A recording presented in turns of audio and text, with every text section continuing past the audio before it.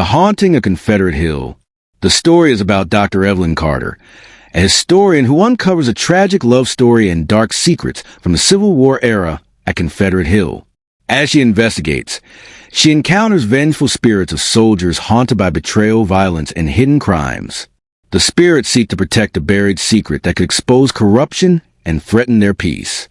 Evelyn must confront these supernatural forces and decide whether to reveal the truth or leave the past undisturbed. Chapter 1. The Beginning of the Darkness. Dr. Evelyn Carter was no stranger to the shadows of history.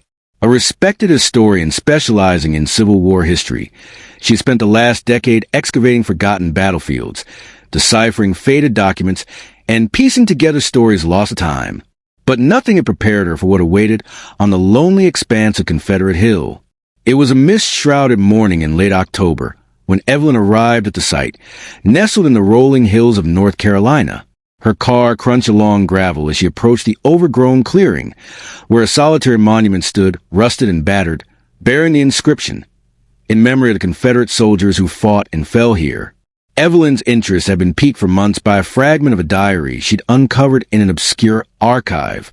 It belonged to a soldier named Samuel Wainwright, who had fought and died in this very spot. The diary hinted at a tragic love story, a forbidden romance between Samuel and a woman named Clara.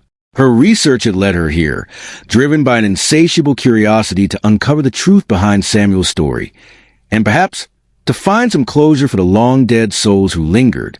As she stepped out her car, the air grew thick with a strange stillness.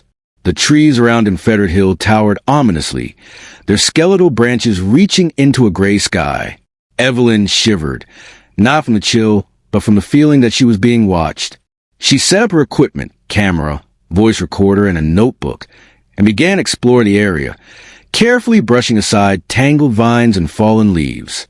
The battlefield was eerily silent, save for the occasional distant call of crows and the rustling of wind through the trees.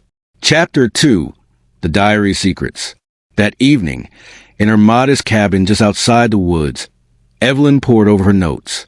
She carefully opened a fragile, yellow diary she retrieved from the archive, a leather-bound volume with frayed edges and faded ink. The first entries were mundane, lists of supplies, weather conditions, and battlefield positions. But as she read further, the tone grew more desperate, more anguished. November 3rd, 1863. Today I saw her again. Clara,